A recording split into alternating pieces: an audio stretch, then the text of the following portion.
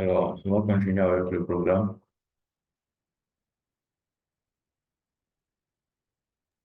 D'accord. Hier, on était sur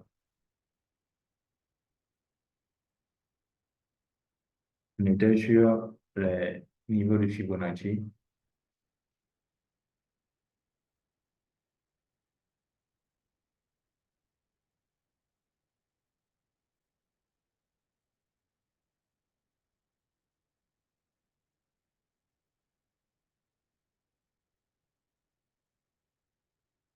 On a pu voir un peu quelques parties qu'on n'avait pas pu enregistrer parce que, bon, j'avais pas commencé l'enregistrement.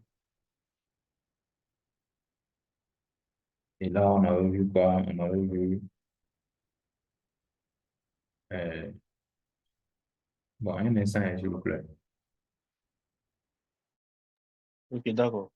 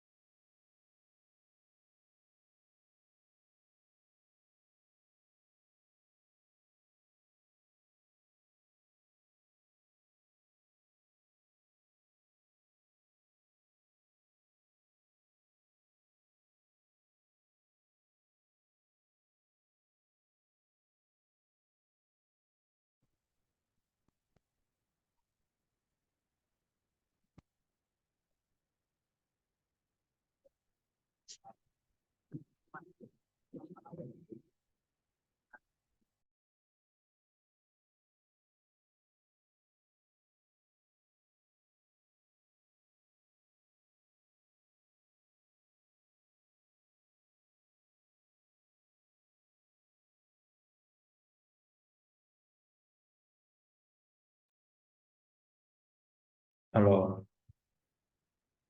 ce qu'on a eu à voir, c'était un peu sur le niveau de Fibonacci, parce que c'est ce qu'on avait entamé hier.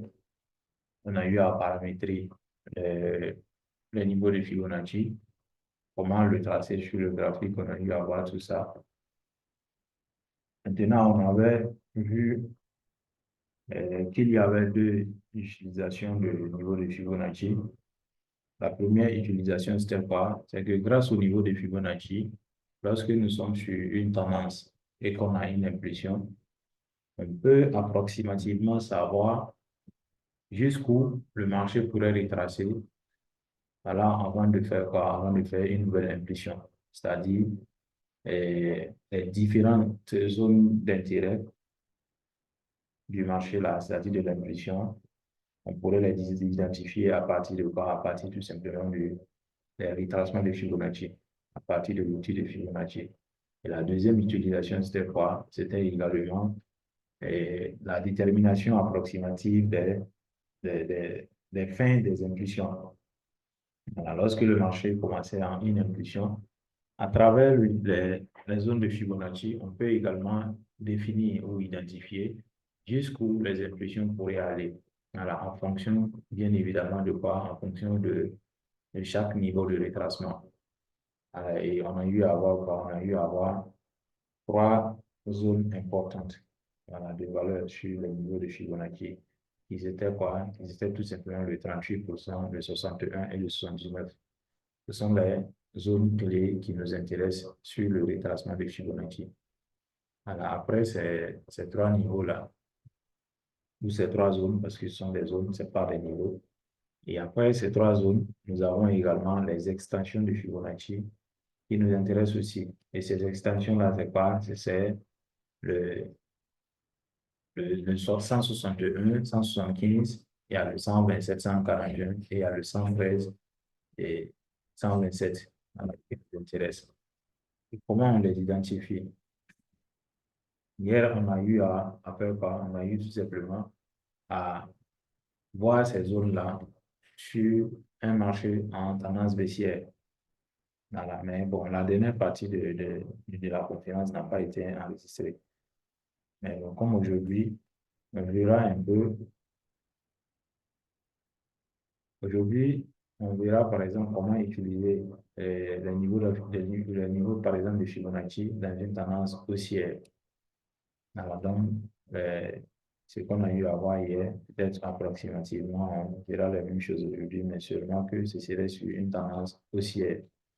Alors, sur le cas d'une tendance haussière, lorsque nous sommes en train de trader que le marché évolue en tendance haussière, comment on peut, par exemple, utiliser les niveaux de Fibonacci pour faire quoi? Pour définir ou identifier très clairement les zones à grande probabilité, voilà, à travers les niveaux de Fibonacci. Et d'abord, il faut savoir que grâce au niveau de Fibonacci, on peut faire quoi? On peut faire tout simplement deux choses. Et ces deux choses-là, c'est quoi? Nous avons deux utilisations du niveau de Fibonacci qui sont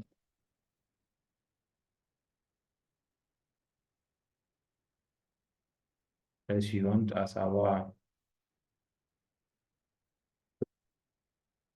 la détermination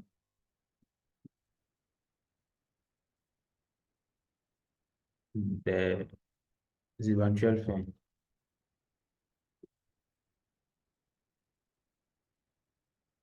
des retracements,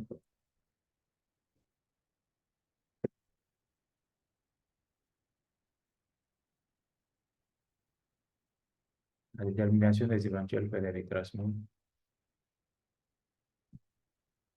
et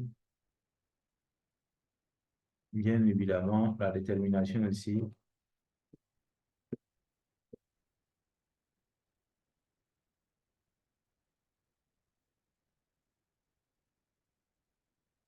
des éventuelles fins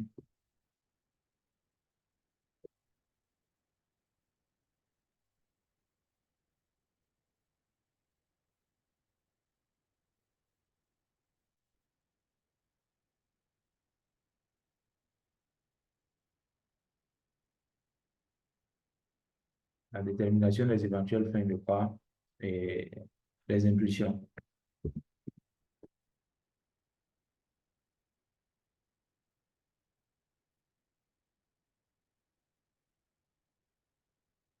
Ça, ce sont les deux utilisations importantes sur le niveau de Fibonacci.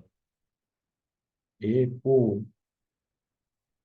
la détermination des zones importantes ou la détermination des éventuelles fins des retracements, les niveaux qui nous intéressent sont les suivants.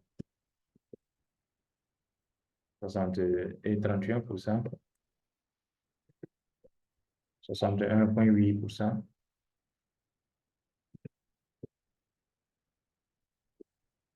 et le 78 ou le 79, parce que paramétrage là, j'ai mis 79.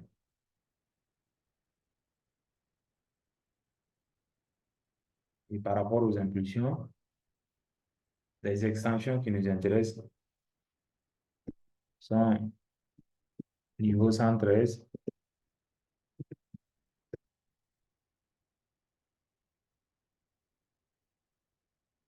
niveau 127, niveau 141, niveau 161 et niveau 175. Alors, ce qu'il faut également savoir, c'est que quoi? C'est que lorsque le marché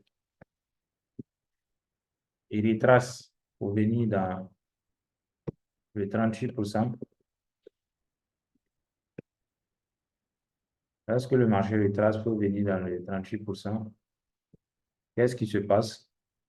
Le marché effectuera une impulsion qui va de 161 à 175%. À 175. Ça sont des extensions. Ensuite,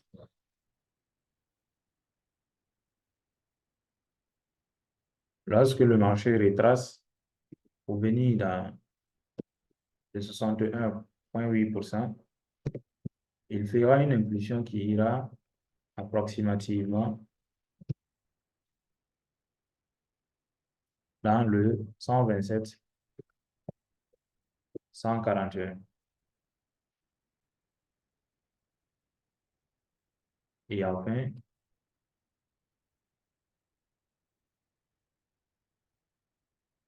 lorsque le marché effectue une impulsion qui part dans le 79, il fera, lorsque le marché fait un retracement qui va dans le 79, il fera une impulsion qui va de 113 à 127%. Et ça, ce sont des approximatives.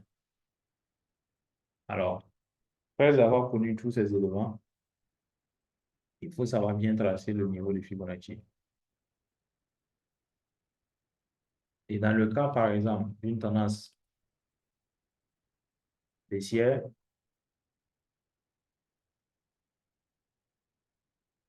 avec une cassure effective, il faut faire quoi? Il faut déterminer deux points importants, à savoir le plus bas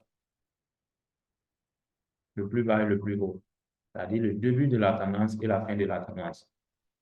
Une fois que ceci est connu, comment on fait? Le tracé, c'est-à-dire pour déterminer le 38, le 61 ou le 79% de Fibonacci, c'est-à-dire la fin, les éventuels retracements ici. Comment on fera? On prendra tout simplement notre niveau de Fibonacci qui se trouve ici et qu'on placera à partir du haut vers le bas. Et là, on aura notre zone de 38%, notre zone de 61% et notre zone de 79%. Et une fois qu'on a ça, ça veut dire quoi? Ça veut dire que le marché peut soit retracer, venir ici, continuer son impulsion, ou soit le marché peut retracer, venir ici, continuer son impulsion, ou soit le marché peut retracer, venir ici, et continuer son impulsion. Et l'autre utilisation de quoi? C'est-à-dire les extensions de Fibonacci. Vu que ça, c'est ma dernière impulsion, parce que ce qui m'intéresse ici, c'est la dernière impulsion. Étant ma dernière impulsion, et que j'ai pu déterminer la fin, par exemple, des retracements, si je veux, par exemple, savoir jusqu'où cette impulsion ira, comment je fais? Je prends tout simplement mon niveau de Fibonacci maintenant et je le place dans le sens contraire.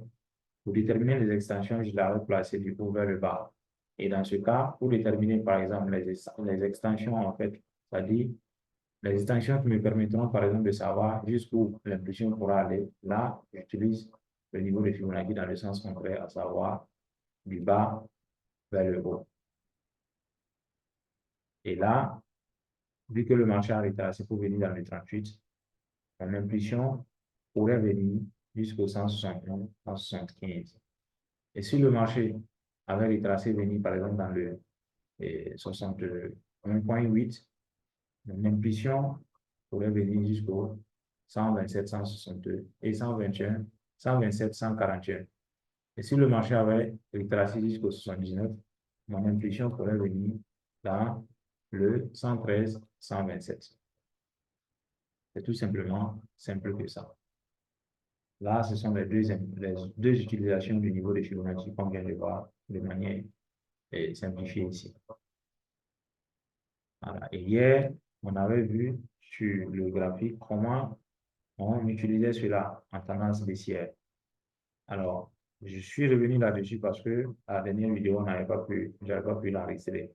Et là, on va continuer maintenant avec quoi? Avec le cas d'une tendance haussière.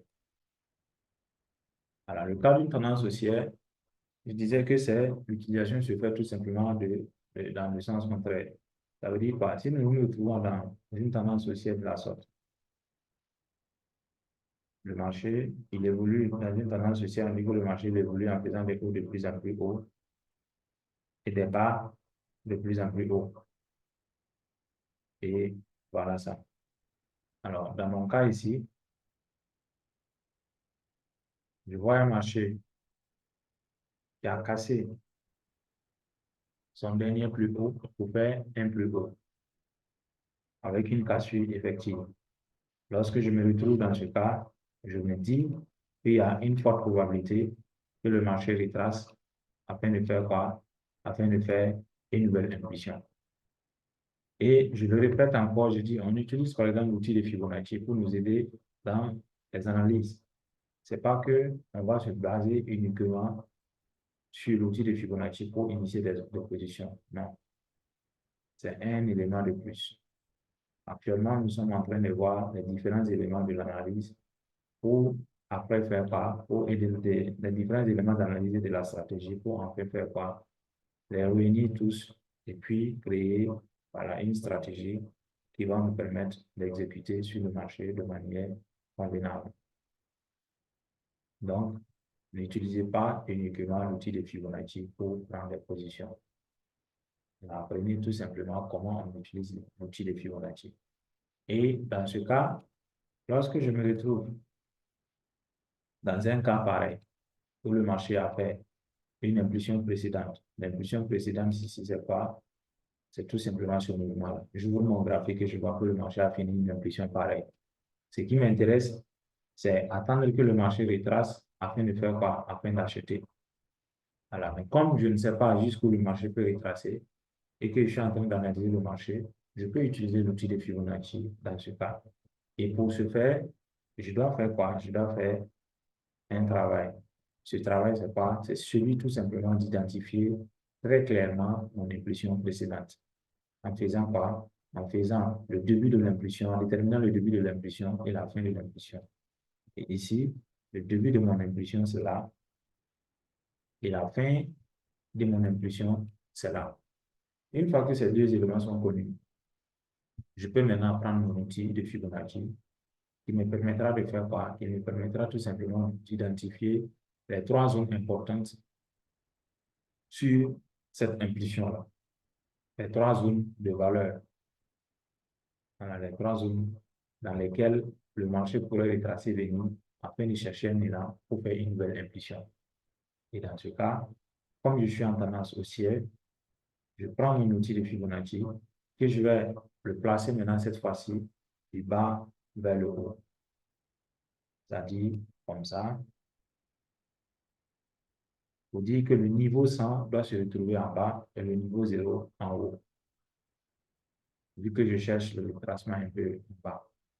Et dans ce contexte, une fois que je positionne bien mon niveau de Fibonacci, à partir du début de l'impulsion jusqu'à la fin de l'impulsion, j'identifie très clairement trois zones importantes, à savoir le 38%, le 61% et le 79%.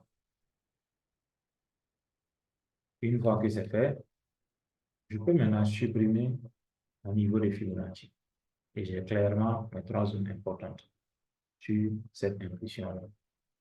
Alors, une fois fait, je sais que le marché peut potentiellement retracer venir ici, continuer son impulsion, ou retracer venir ici, continuer son impulsion, ou encore retracer venir ici et continuer son impulsion. Mais jusqu'à là, je ne sais pas où exactement. Mais après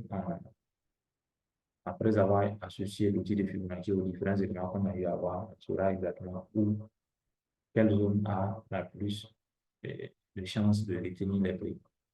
Voilà. Une fois cela fait, on dit que j'ai pu déterminer les trois zones dans lesquelles le marché pourrait retracer et puis s'arrêter et continuer à la hausse. Alors, si ceci est fait, vu que ce qui m'intéresse ici, c'est vraiment prendre une position haussière. Une fois que je prends une position haussière, c'est-à-dire j'ai saisi l'impulsion qui est là. Et si j'ai saisi l'impulsion, c'est juste où je peux maintenir, par exemple, mes positions là et espérer que le marché aille. Pour ce faire, je vais encore utiliser l'outil de Fibonacci pour sa deuxième utilité, qui est celle de déterminer les éventuelles fins des impulsions.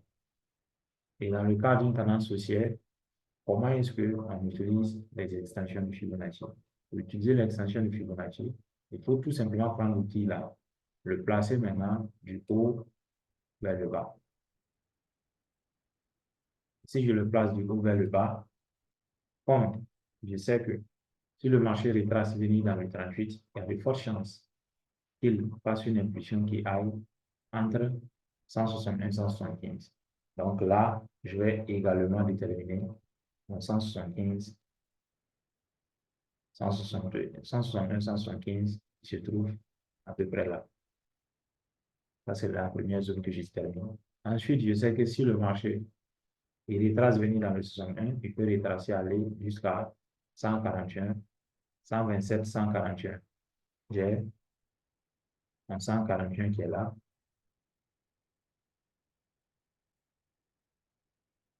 Que je détermine tout simplement.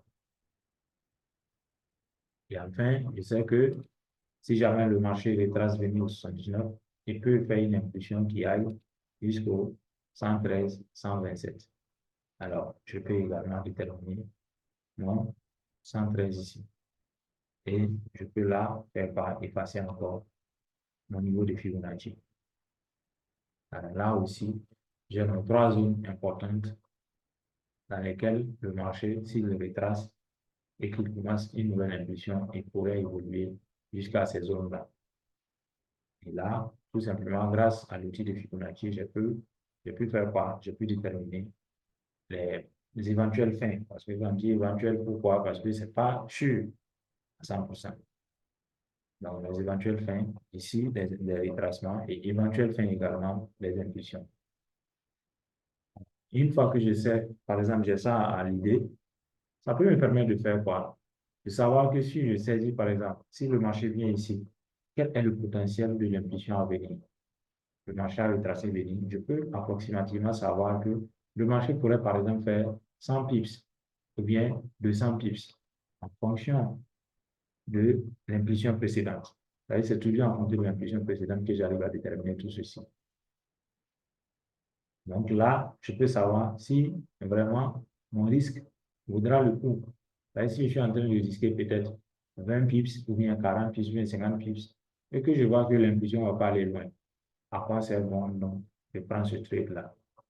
Parce qu'il faut saisir des trades pour que le potentiel de risque soit au moins 3 fois ou 2,5 fois. Ou le potentiel de gain plutôt soit au moins 3 fois ou 2,5 fois mon risque. Pour que si jamais, voilà, je prends par exemple plusieurs trades et que je fais des bets, pour que si jamais je fais un seul gain, que je puisse récupérer par exemple, ou un temps soit peu, par exemple, découvrir un peu les bêtes que j'ai eu à faire. Donc, pour que, voilà, si je risque, que je chasse au moins que, bon, le risque que je suis en train de prendre là, il y a au moins, voilà, quelques récompenses qui sont là. Donc, ça, c'est un peu dans le contexte de la tendance haussière. Et concrètement sur le marché. Voilà, parce qu'une fois que je fais ceci, ça c'est dans la théorie. Donc, il faut que sur le marché, j'arrive à déterminer clairement les impulsions. C'est-à-dire, c'est après avoir déterminé tout ça que je peux savoir que ça, c'est l'impulsion précédente.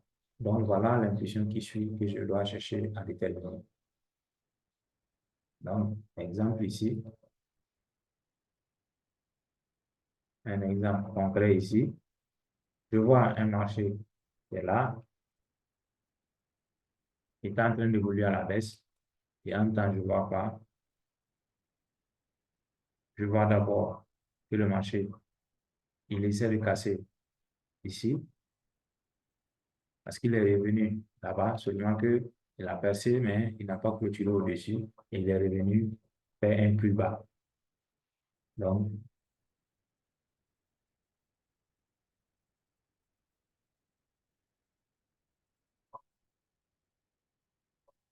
j'ai ce plus bas qui est là, ainsi. Et juste après ça,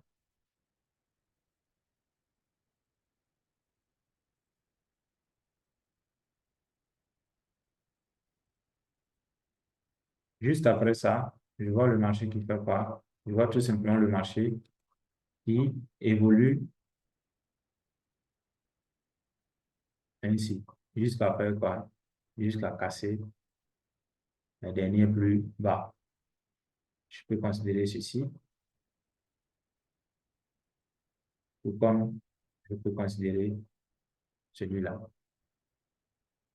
Si c'est celui-là, par exemple là, puisque le marché a fait un haut ici, si c'est celui-là, c'est que le marché a fini complètement par faire part. Le marché a fini par passer à travers cette bougie-là qui a passé celui-là. Et là également, ça a clôturé encore au-dessus. Donc, ça veut dire qu'il y a une forte chance que le marché fasse part et le marché change de tendance. Parce que le marché a déjà testé un dernier plus haut, venir faire un plus bas, mais il est reparti encore, tester une deuxième fois un plus haut et clôturer au-dessus.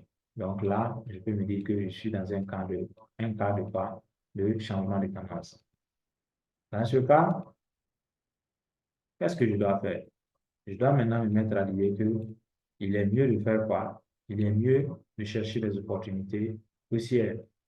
Là, par exemple, je me base tout simplement de cette unité de temps pour analyser ainsi. Parce que si c'était une analyse globale, je n'allais pas me baser sur ces quelques éléments-là. J'allais partir un peu sur des unités de temps supérieures. Mais je prends cet exemple juste pour utiliser le niveau de Fibonacci ici pour que vous puissiez comprendre. Alors, si je suppose maintenant que là, c'est ma première impulsion, c'est-à-dire ma toute dernière impulsion haussière. Dans ce cas, je peux me permettre maintenant de chercher une impulsion suivante pour dire que le marché va continuer à la hausse. Et ainsi, il me faudra faire quoi? Il me faudra déterminer l'éventuelle fin du retracement qui va commencer parce que le marché a déjà fait une impulsion. Et dans ce cas, je vais déterminer le début de l'impulsion et la fin de l'impulsion. Pour ce faire, je prends maintenant mon niveau de Fibonacci et je le place en bas ici jusqu'à la fin. Et je termine mes trois zones, à savoir le 38%, le 61% et le 79%.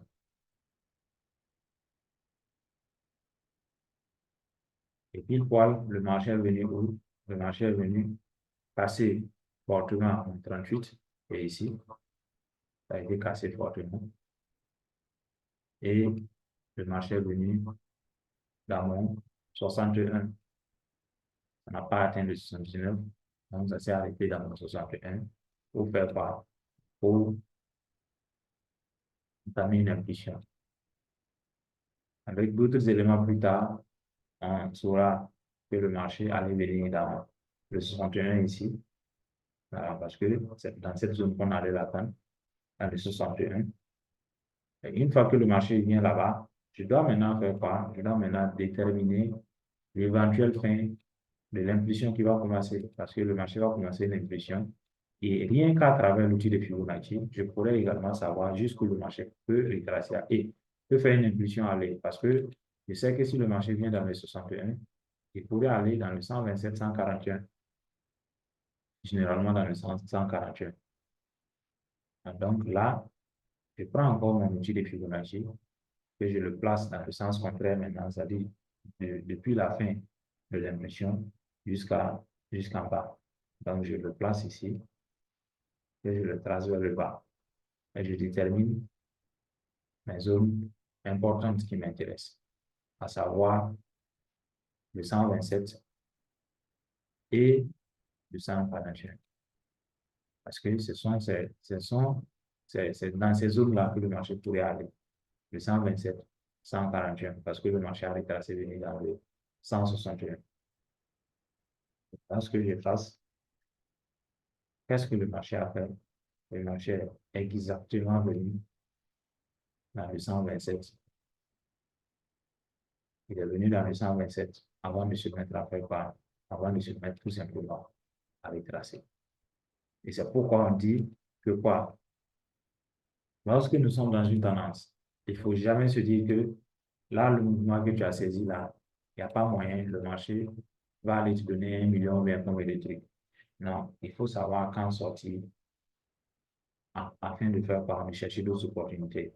Pourquoi on dit qu'il est important, de savoir où rentrer sur le marché Et de la même manière dont il est important de rentrer sur le marché, il est aussi important de savoir où sortir du marché. Parce qu'il faut savoir rentrer, mais il faut aussi savoir sortir du marché. Sans quoi, tu auras des profits et le marché va reprendre ces profits-là. Parce que tant que tu n'as pas clôturé ton trade, tu ne dois jamais te dire que bon, l'argent qui est là, tu as déjà gagné quoi, parce que le marché peut le reprendre. Mais une fois que c'est clôturé et que peut-être tu as retiré ou que tu as utilisé, c'est là maintenant tu peux te dire que bon, j'ai gagné quelque chose. D'où la nécessité de savoir exactement où rentrer sur le marché et exactement où sortir également du marché. Et l'outil de Fibonacci nous permet de savoir ces différents éléments. C'est peut-être qu'il y a des questions. Le temps est déjà écoulé. On va fermer et puis reprendre un autre jour. J'espère que ça va. Oui, oui, ça va. Ça va.